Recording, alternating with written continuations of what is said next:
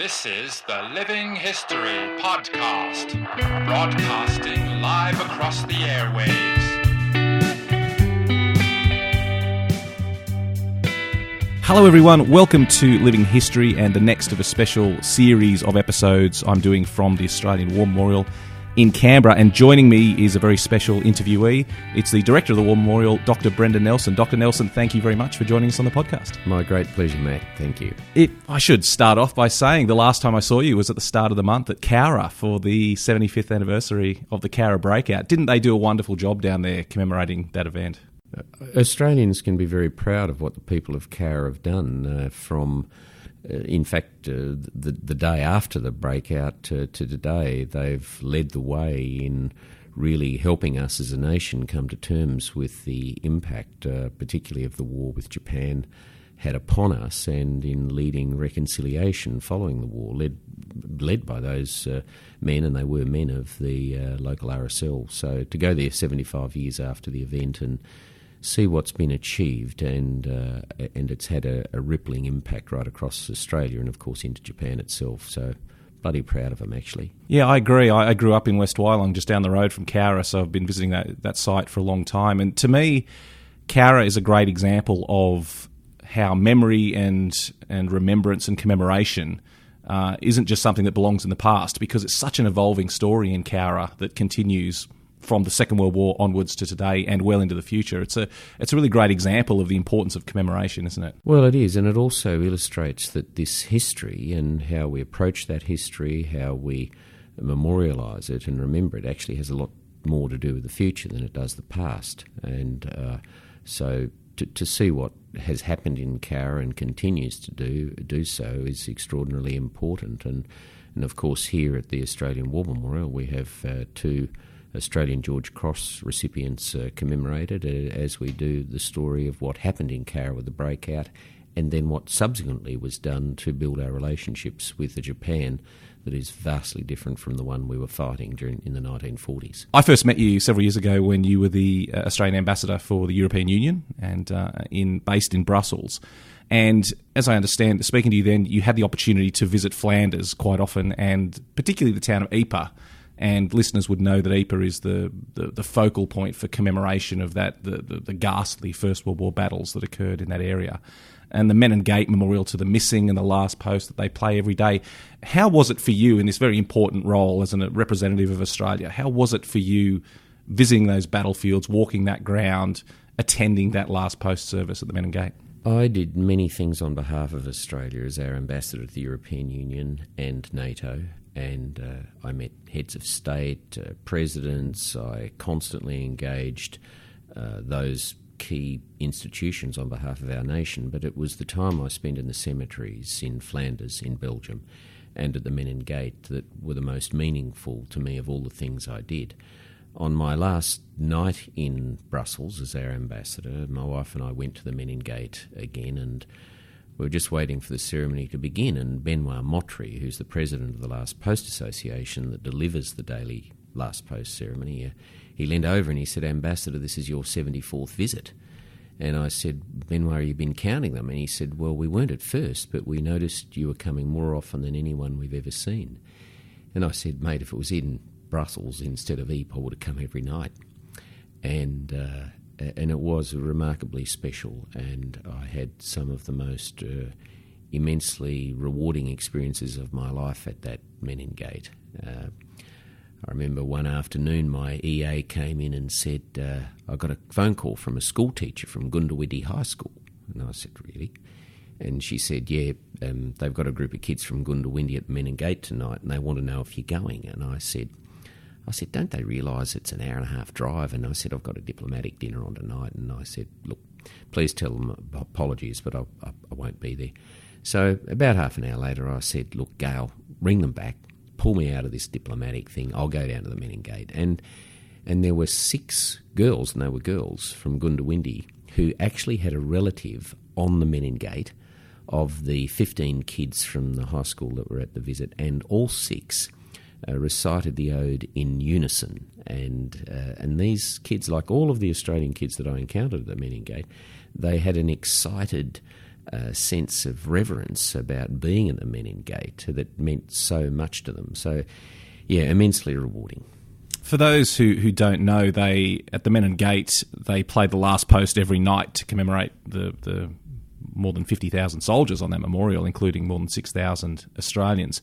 And I haven't been to 74 of them as you have, but I've been to a number of. Well, I've been to more now because I've been quite a few times since I left Brussels. Yeah. Well, I haven't been anywhere nearly as often as you, but I've been to many of the services, and the thing that strikes me is that they're different every night. I don't think I've been to two in a row that are similar.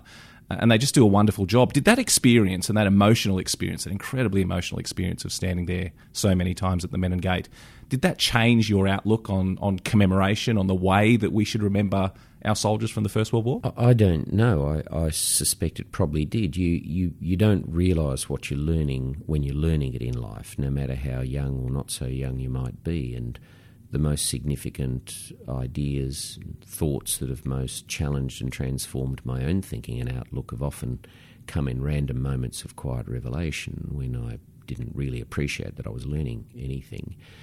And I used to stand at the Menin Gate waiting for the ceremony or during the ceremony, and I'd look across to the panels, I'd look up at the names, and there's one enormous panel on your left, which has all Australian names, which then go up around the inside and back around the internal walls. And I used to look up at them and wonder, why don't they tell us something about one of those people?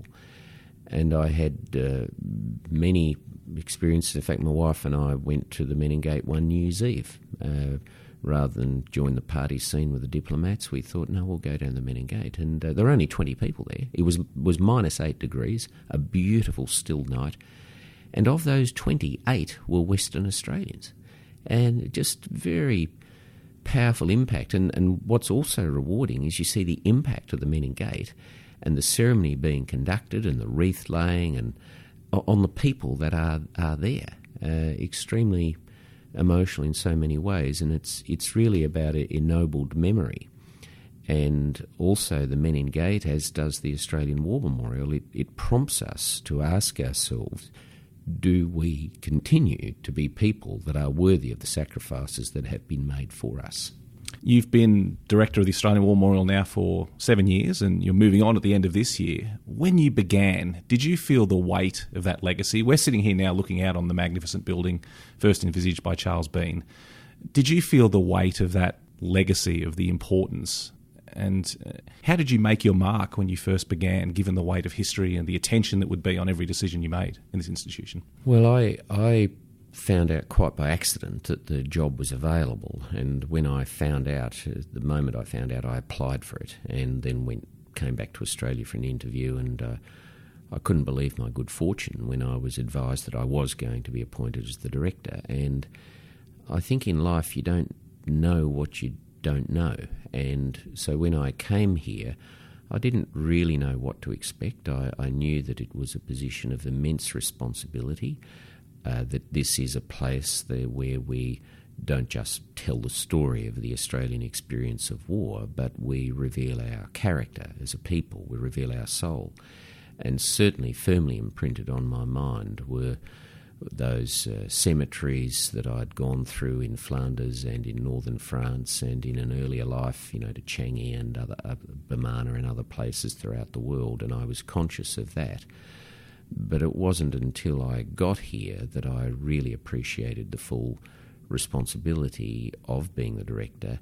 And one of it's interesting, before the public announcement was made, I confided in a small number of my friends. I said, I'm going to run the Australian War Memorial.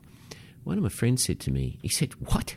You're going to run the Australian War Memorial? He said, you're wasting your life. He said, you've got far more important things to do for Australia than rearrange its history.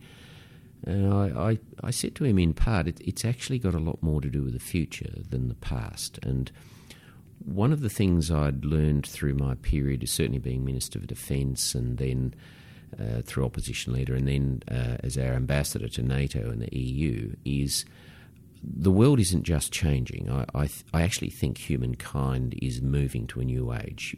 We are living through a period of immense transformation which is beyond our comprehension, a bit like people that lived in the late 15th century.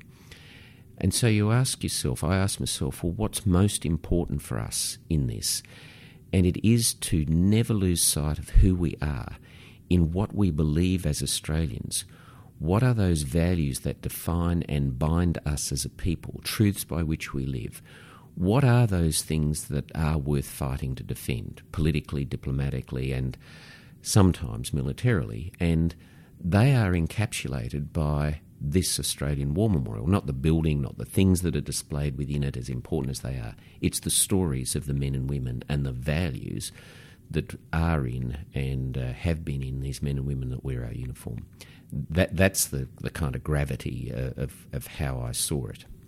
Given that period of change that you feel we're going through, how does an institution like the Australian War Memorial evolve and still be relevant in the future, given that it's come so far from a homage to the men who fought in the First World War and a collection of interesting relics? It's now become this focal point of remembrance in Australia. How does the War Memorial continue to evolve and to continue to stay relevant to a generation who are not touched by war in the same way that their ancestors were? We're in leadership in a civilian context. What differentiates leadership from management is vision. And from the moment I arrived to this very day, I have constantly said to our staff and to wider audiences that we remain true to the vision of Charles Bean, the official First World War correspondent who your listeners especially would know, landed with the Australians at Gallipoli, stayed with them at the front through the entire war, was wounded 3 times, refused evacuation. From Gallipoli to Montbaran to the armistice, he was there at the very front. And in 1948, having built the War Memorial he had conceived in 1916 and written the official history or edited the 12 volumes, he articulated the vision for this place. Here is their spirit in the heart of the land they loved, and here we guard the record which they themselves made. And as I've said to people, it's absolutely essential we remain true to Bean's vision, that we don't discard it, but rather that is the bedrock upon which we build the future of this institution. But we have to make the history live. It has to be engaging to and engaged by a new generation of Australians. It has to be an institution that evolves and continues to be a place where people find emotional resonance and meaning and a deeper understanding of what it means to be an Australian. And that means, in a practical sense, a whole range of things. Introducing technology not for its own sake, but technology which assists us to draw out and tell the stories of the men and women that are behind the objects that we display. We need to be an institution that doesn't wait decades after wars have finished and the politics have washed out of them and every single soldier, sailor, airman or woman has come home before we tell the story. We have to tell the stories as soon as we practicably can after those stories have been created by the service and sacrifice of Australian men and women. We have to, my very first week, when I was told it would be at least a decade before we had an Afghanistan exhibition, I said, well, perhaps if the memorial had told the story of the Vietnam War broadly and deeply sooner, then some of those men might not have suffered quite as much as they have. This place, as I discovered early on, is a part of what I call the therapeutic milieu for men and women coming back to a country that has no idea what they've done. They can't explain it to their families, let alone the rest of Australia. We have a responsibility to tell those stories and to be a part of the healing process, helping young servicemen and women, veterans, their families, come to terms not just with what they've done, but the impact that it's had upon them. Increasingly and belatedly, we're drawing out the stories of Indigenous service to Australia, not to put them above any other serviceman or woman, but to ensure Australians understand that after everything they had endured through the 19th and early 20th century, they volunteered to serve, fight, suffer and die from the young country that had taken so much from them. So to also increasingly recognise that the wars that we fight and that we do in the modern age include not just uniformed servicemen and women, but federal police officers, non-government organisations, aid workers, diplomats, a whole range of people, and to progressively introduce their storytelling into the Australian War Memorial. So those and the other thing that's particularly important is Charles Bean articulated the vision for the memorial a year after our very first peacekeeping operation. We've now done 64 of them. 40,000 Australians have gone off in our name for peacekeeping operations. Their names, as a consequence of a policy change I drove in my first year, those who were killed are now on the Roll of Honour. But for so many of them, there's a sense of meaninglessness, that what they did doesn't count. Nobody knows, nobody cares. As Kev Ryan said, coming out of Namibia. I mean, how many Australians knew we're even in Namibia, let alone where it is? It's as if he said we never existed, we never were. Well, what's really important here is that Australians need to know that they were there, that what they did does count, and their story is told, and it's proudly told at the memorial, which is why the government, supported by the opposition, has invested $500 million over a decade to create the spaces here to tell these stories. That decision has not been without its critics. The criticism I've heard levelled is that a rather broad one, that perhaps less money should go in military history and more money should go into other areas. And also, secondly, that's not the role of the Australian War Memorial, to help current service people deal with their service. How do you respond to that criticism? Firstly, many of those critics are not people that you will bump into in the galleries of the Australian War Memorial. They have a fixed, false narrative. They are largely intellectuals, academics and retired public servants and fellow travellers who have a fixed, false narrative that the Australian War Memorial in some way glorifies war, and that it's full of dusty artefacts and relics, and that it's for the dead. This place is very much for the living, and increasingly with growing spaces will be for the living. And it's not like any other cultural institution. Some of those people you're alluding to, for example, say, well, the War Memorial should be like any other cultural institution. If you haven't got enough space, take something out. So I say to them, well, there's a reason why the Australian War Memorial is where it is, at the opposite end of Anzac Parade from the Parliament. We have a man buried in the middle of the place, in the heart of it. Cloaking him are the names of 102,800 Australian men and women dead as a result of giving their lives to ensure that we are able to enjoy our political, economic and religious freedoms.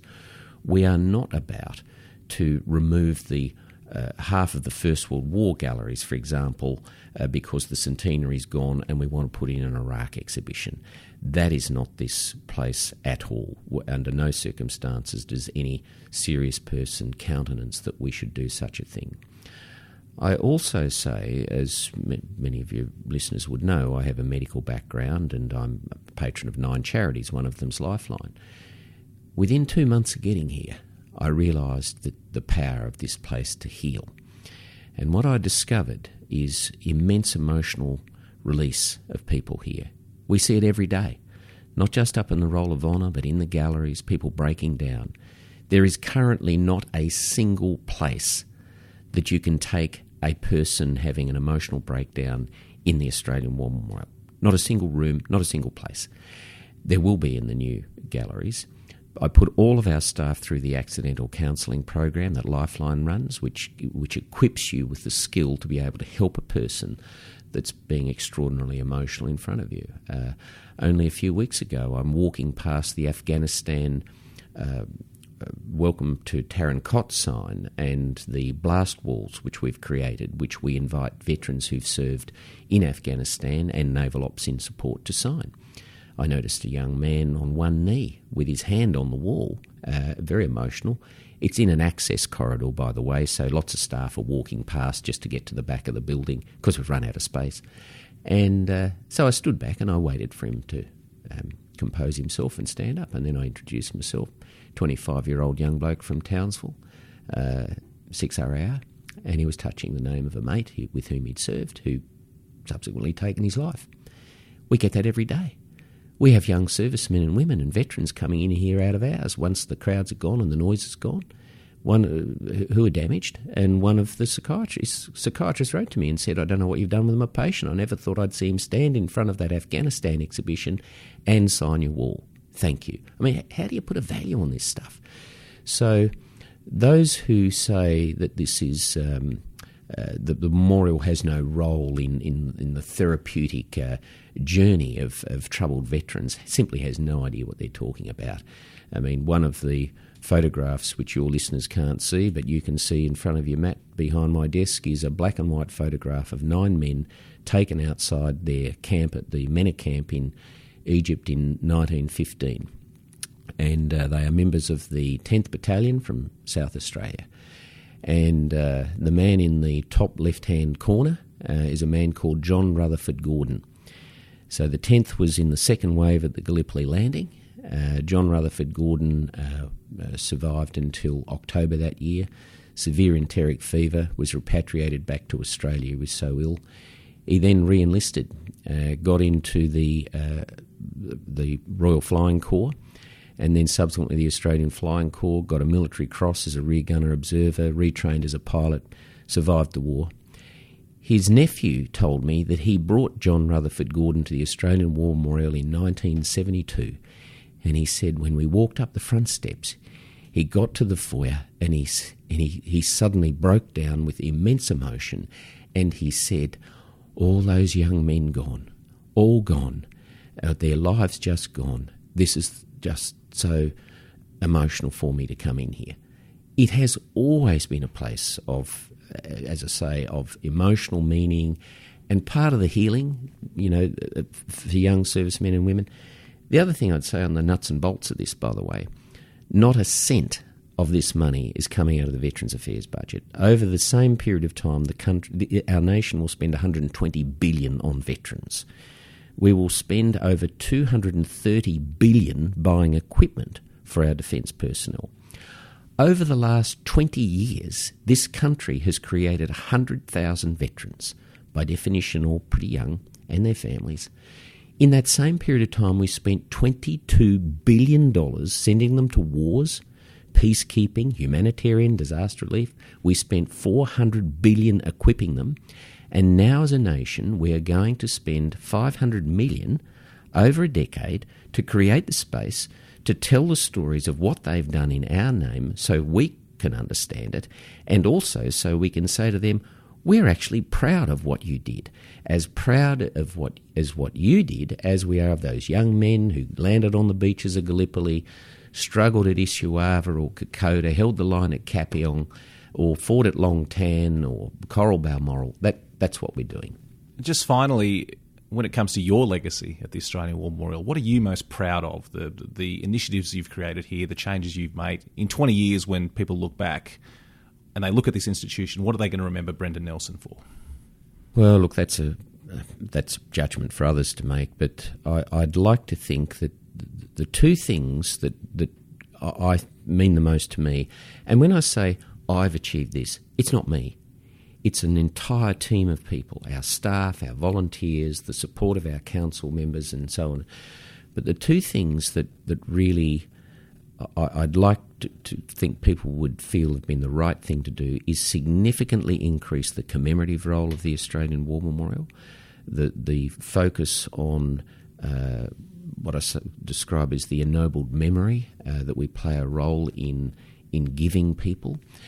And the second thing is that these young servicemen and women today regard this place as being as much their spiritual home as earlier generations. And, it hit me hardest, most significantly, 100 days out from the Invictus Games, and they were all here, these young men and women, and with their physical and or psychological traumas, the families who love and support them, the sponsors. They wanted to be here at the Australian War Memorial.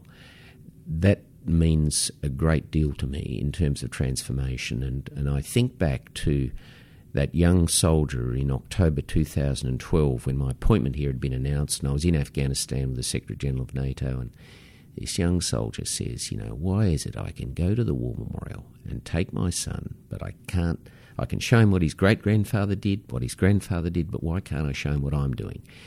Well, 7 years later, no young servicemen or women is going to ask that question, and certainly 7 or 8 years from now, when these expanded galleries are done and they see a major expansion in the peacekeeping story, of course Iraq, Afghanistan, East Timor, Solomon Islands, Northern Iraq, Syria, and the story of what we do to actually stop war in the first place, also with a space for quiet emotional reflection, I think that will even speak more to what we've been able to do. Well, Dr. Nelson, thank you. I think I speak for everyone when I say thank you for the work you've done over the last 7 years, and thank you for taking this time to sit down with us and tell us some of those stories. It's been wonderful to have you on the program. My great pleasure, Matt, and thank you to all your listeners.